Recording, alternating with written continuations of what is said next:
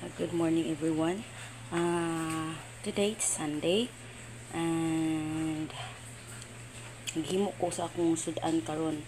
So kani puso ni siya sa saging. Himo na ko siya og kaning pati. So mo ni ang ingredients. Kani ang steps di ani is imo siyang pabukalan og tubig hangtod na mahumok, and then imo siya kanang i-chop, and then libutang kog 3 eggs.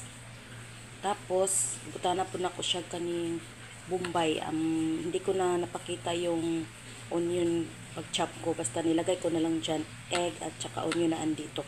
Tapos, lagyan ko ng cornstarch para crispy-crispy at magdikit yung ano. And then, this is my favorite spices. Ground pepper. And then, magic sarap. Tapos, may